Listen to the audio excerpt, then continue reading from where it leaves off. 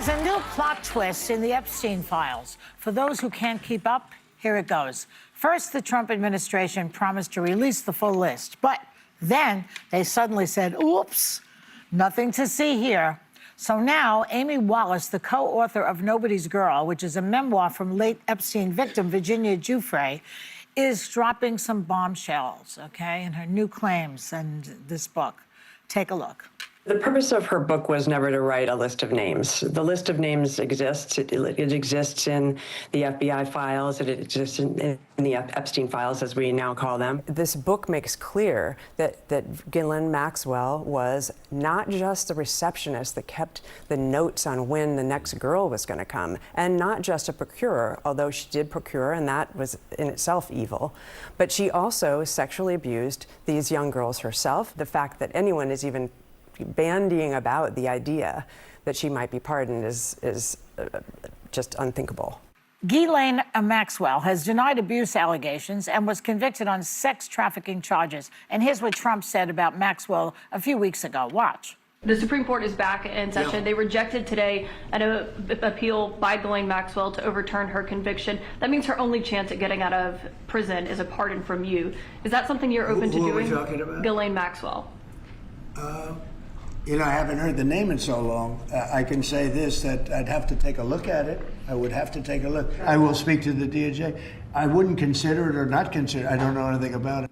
Do you think this book will finally compel Republicans to release the damn files later this year? You know what? Let's remember that as we sit here today, it has been over a month since Adelita Grijalva was elected in Arizona in a special election, and Mike Johnson refuses to swear her in. No. In part, many people think, including myself, because she would be the last vote needed to approve the discharge petition in the House demanding the release of the Epstein files. So today, one of the things we have to do is tell Mike Johnson it's time to, it was time a month ago to swear in Adelita Grijalva. Do it now. How long can he keep it up, though?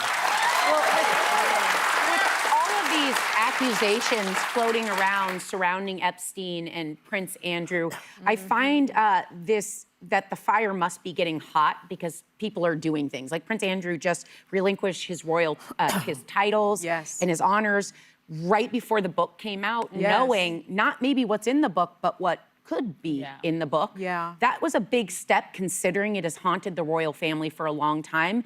And I commend the publishers for releasing the book because the royal family is a very powerful institution and they can do what they want. And the fact that there was enough in there that this happened. But I also know there are other victims that are speaking out, hoping that they release these files. So I would say that, you know, the more President Trump says, I don't know who that is, and the Republicans turn on whether they're going to release them or not, they are absolutely doing the opposite of what they're trying to do. They are not killing the topic. They are making it all the more interesting. And at some point, we will learn the names that have been complicit in hiding these pedophiles. That's right. And they are pedophiles. I think we have to remember that Virginia, who, died by suicide this year, and her family says in large part because of the abuse, terrible abuse that she suffered.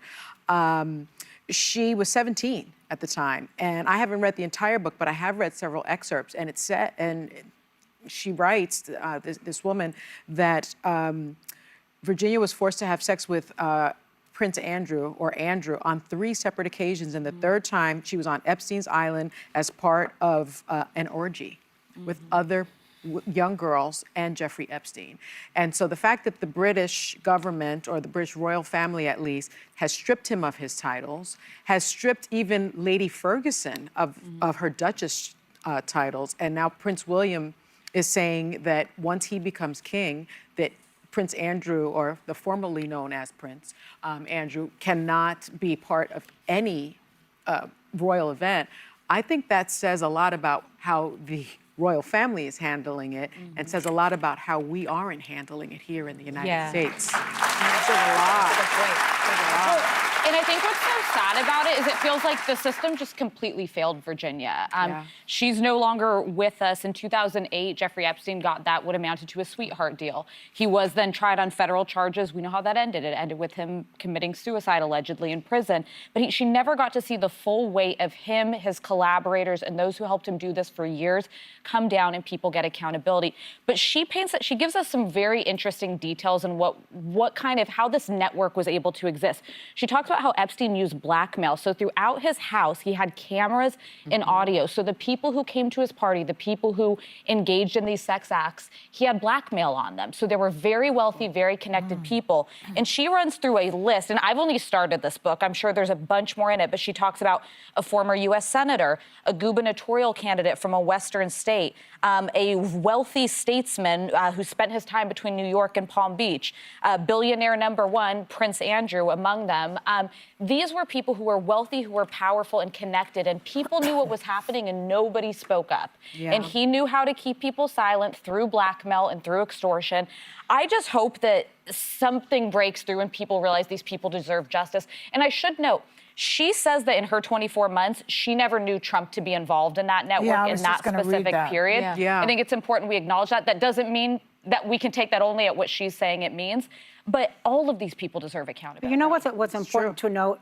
Her co-writer has said in the interviews that she's done that she knows the names on the list. She has said that there absolutely is, that the FBI absolutely has a list. What we are now referring to as the Epstein file.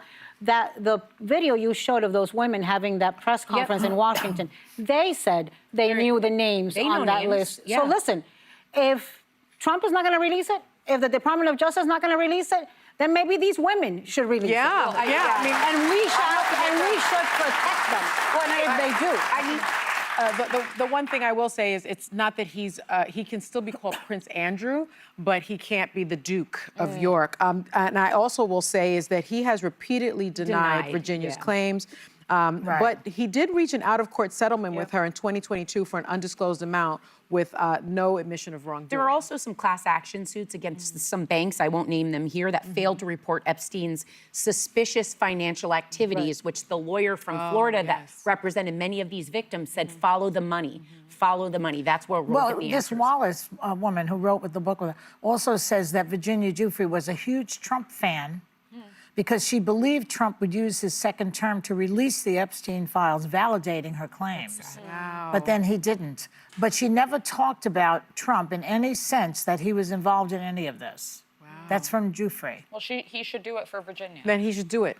Well, the question is, why doesn't he? If he's not in it, what does he care? I think if it's not him, then it's wealthy and powerful, politically connected people There are billionaires around him. in there. Yeah, but he's protecting them to his own detriment because everybody thinks he's probably on it. I would hope that's what people around him would tell him. And so we're all in this as women.